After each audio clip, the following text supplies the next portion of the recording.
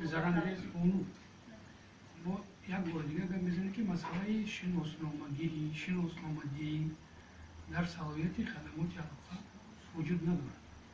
Лекин ин саволи додагӣ шумо матраҳ шудааст ё асос дорад дар асоси қарори ҳукумати ҷумҳурии Тоҷикистон аз 9 феврали соли 2019 дар бораи ворид намудани тағйири иловаҳо ба қарори ҳукумати ҷумҳурии Тоҷикистон аз 30 апрели 2016 таҳти рақами 277 дар бораи тартиб ва талаботи пайвастшавӣ ба шабакаи алоқаи барқӣ ва хизматрасонӣ вобаста ба он, ки дар он ҷо мутобиқи банди 3 ба хадамоти алоқа вобаста шудааст, ки ба номи ҳар як шаҳрванд на зиёда аз 2 сим-код аз тамоми ширкатҳои мобилии ватанӣ дар ҷумҳурии Тоҷикистон фаъолият дошта, то муддати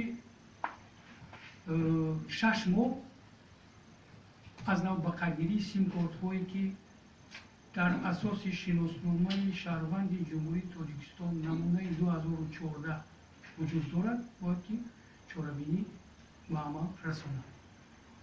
яъне ки тибқи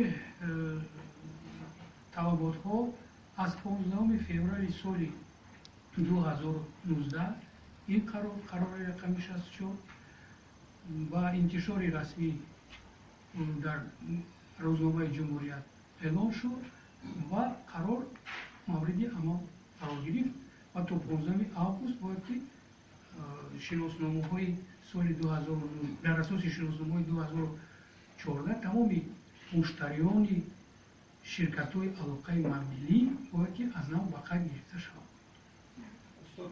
Дар имрӯз то имрӯз таъмини чорабинӣ тибқи қарордод дар ҳамкории зич бо ширкатҳои алоқаи мобилӣ рафта истода аст.